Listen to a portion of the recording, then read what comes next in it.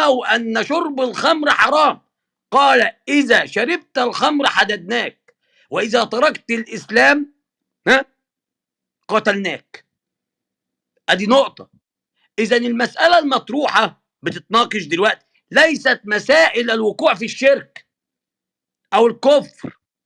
المسألة اللي بتتناقش ثبوت عقد الإسلام ابتداء. لا إله إلا الله محمد رسول الله دخل.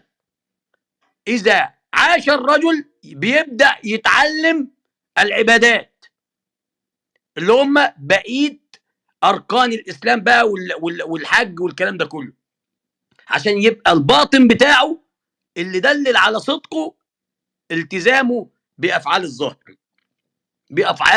الظهر. خلاص. عشان كده في سورة الأنفال يقول الله تبارك وتعالى: إنما المؤمنون الذين إذا ذكر الله وجلت قلوبهم. الذكر قول دل على إنه بيذكر أن قلبه يوجل، حالة الوجل اللي هو الخوف والرجاء. ماشي. وإذا تليت عليهم آياته زادتهم إيمانا وعلى ربهم يتوكلون.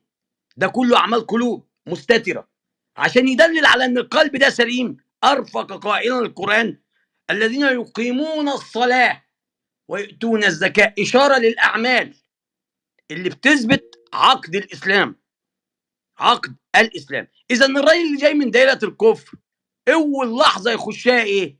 هو جاي ليه أصلا؟ ما هو لو معتقد بكفره ما كانش أتى لنطق بالشهادة، لأنه سمع. عشان كده في حديث للنبي: ما سمع به أهو السمع. خلاص. فلما سمع وهو في حالة الكفر عن الإسلام وعرف معانيه جاء ليعرف الطريق، يريد أن يدخل. جاء بإرادة، لأنه لو ما عندوش إرادة ومعرفة بهذه الشهادة وبهذا الإسلام، إيه اللي هيدفعه أن يجي أصلا ينطق الشهادتين؟